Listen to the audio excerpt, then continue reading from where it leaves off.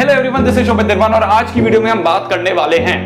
नहीं, आज मैं कुछ नहीं बोल रहा हूं। आज मैं वीडियो का इंट्रोडक्शन नहीं दूंगा। आज तुम दो चीजें देखोगे और अपने आप अंतर पहचानोगे। ठीक है, पहली चीज ये वो नोट्स हैं जब मैं 11th में स्टार्टिंग में आया था। अभी चैप्टर का नाम मत वो छोड़ो, ये कुछ पढ़ाते हैं कोटा में। स्टार्टिंग में कुछ ऐसे ही फालतू के चैप्टर होते हैं, वो पढ़ाने लग जाते हैं। हाँ, इंपॉर्टेंट होते हैं, बट हाँ, ये तुम्हारे एनसीईआरटी में नहीं है चैप्टर। ये पढ़ाते हैं। अभी तुम नोट्स पे ध्यान दो, मतलब किस तरह से लिखा हुआ है, इस चीज का ध्यान देना। अब एक और चीज दिखाने जा रहा हूं। ये वो नोट्स हैं जब मैं 12th में आया था। मैंने बोला था ना कि अगर तुमने वाली वीडियो देखी होगी तो उसमें मैंने बोला था मेरा एक ओरिएंटेशन हुआ था, उसके बाद मैंने हर चीज को संभाला था।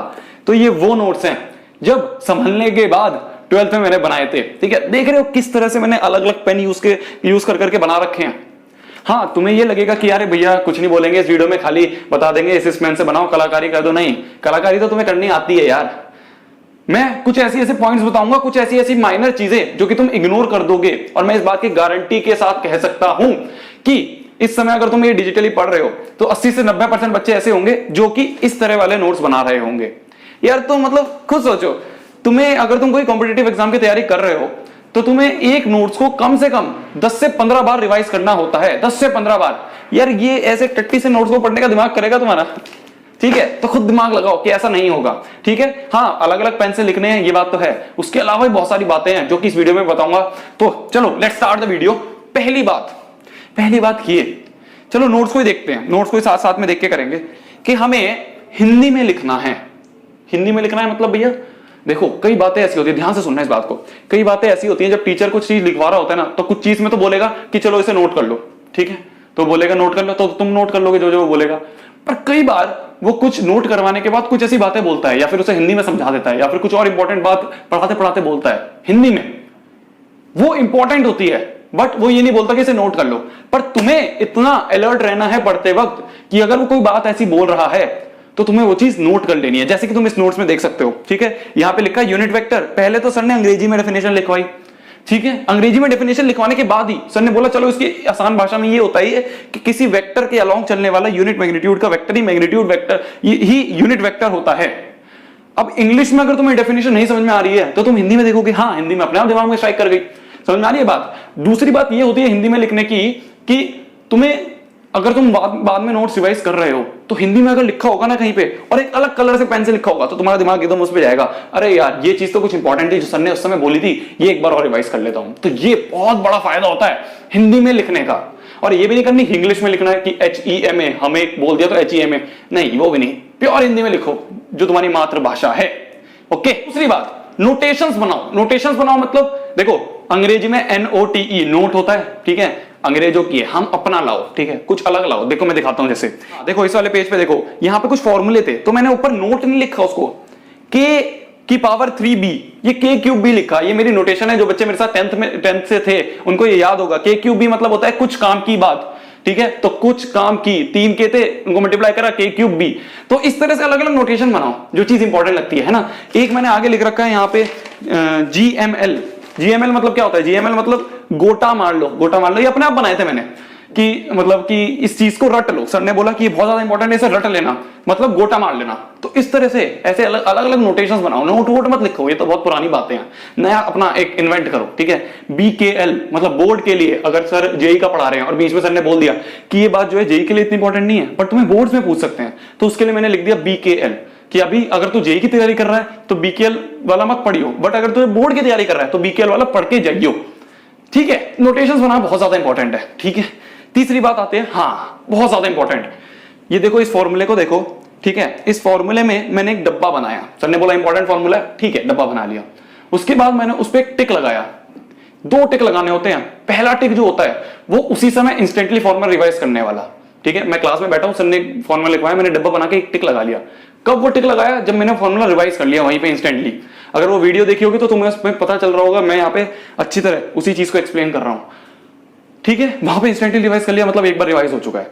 दूसरी बार जब घर आके रिवाइज कर रहा हूं मैं नोट्स को, तो जब मैंने फॉर्मूला अच्छी तरह बाय हार्ट रट लिया है, तब मैं दूसरा टिक लगा दूंगा। ठीक है, तो एक फॉर्मूले के 2 टिक का मतलब ये होता है। ये बहुत ज्यादा इंपॉर्टेंट रहता है। ठीक है, ये मेरे को एक सर ने बताया था ऐसे करने के लिए, बहुत ज्यादा इंपॉर्टेंट है।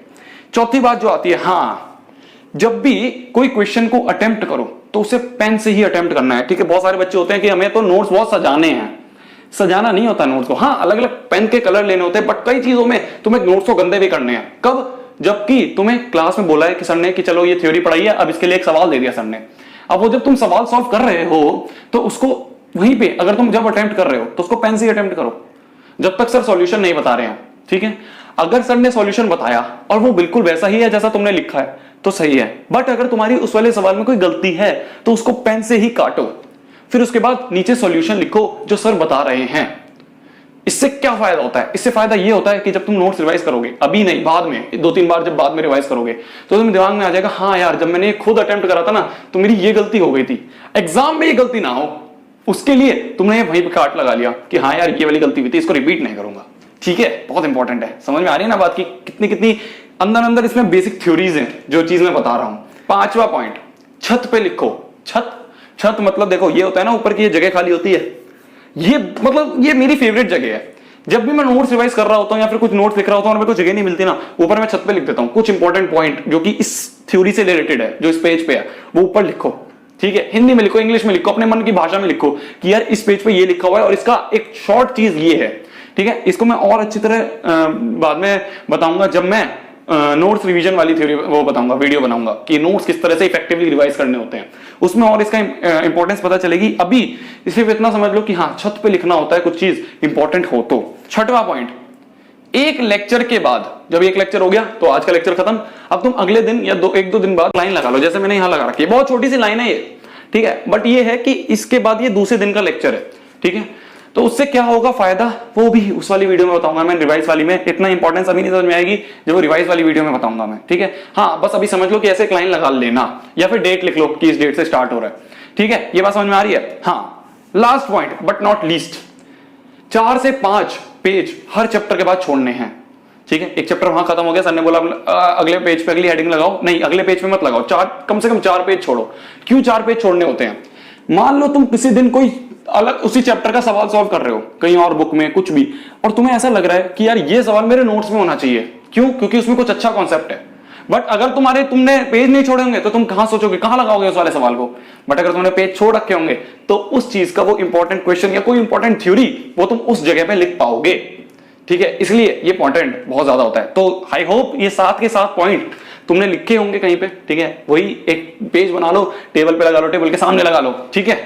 एक और बात मैं ये बोल रहा हूं कि एट लास्ट ये बात और कि जो भी तुम्हारे नोट्स हैं उसके कवर वाले पेज पे, जो कवर वाला पेज होता है उस पे अपने आप की मोटिवेशन के लिए ना एक लाइन लिख लो या कुछ भी लिख लो जो तुम्हारा एम है। जैसे मैंने यहाँ लिखा हुआ है कि ये है मेरा एम, ये था, ठीक है, कि IIT खड़गपुर में जाना है। हाँ ये वाली कॉलेज नहीं मिला, दूसरा कॉलेज मिला, बट एम तो क्लियर था, एम क्लियर होना चाहिए। एम को हर जगह लिख लो, मैं तो कह रहा हूं खाली कॉपी नहीं, हर पेज पे लिखो, ठीक है। अपने कमरे में हर जगह लिख दो कि ये IIT, ये एम्स, ये वो, ठीक है, जिससे मोटिवेशन बना रहे। ओके, टाइम आ चुका है यार, अपने को खुद को इंप्रूव करना है, ठीक है, खुद को इंप्रूव करना है। इस तरह से सड़े से नोट्स नहीं बनाने हैं, हमें खुद को इंप्रूव करना है। खुद को इंप्रूव करेंगे तभी फायदा होगा, नहीं तो फिर बेकार की हम वही जैसे 10th में रह गए थे या फिर पिछली क्लास में रह गए थे उसी तरह से आगे कंटिन्यू करेंगे और हमारी इंप्रूवमेंट नहीं होगी, फिर नंबर नहीं आएंगे, सिलेक्शन नहीं होगा, दिक्कत आ जाएगी, ठीक है ना। एक नोट्स ये जो है ये वाले, इसका मैं सैंपल जो अच्छे वाले नोट्स है, मैं तो कह रहा हूं दोनों के सैंपल के 3-4 शुरू के पेजेस मैं नीचे PDF में डाल रहा हूं।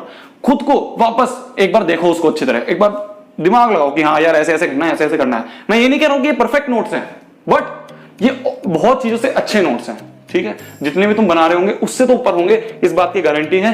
अच्छी तरह करो यार, पढ़ना है, फोड़ना है, कहन मचाना है, आग लगा देनी है, ठीक है।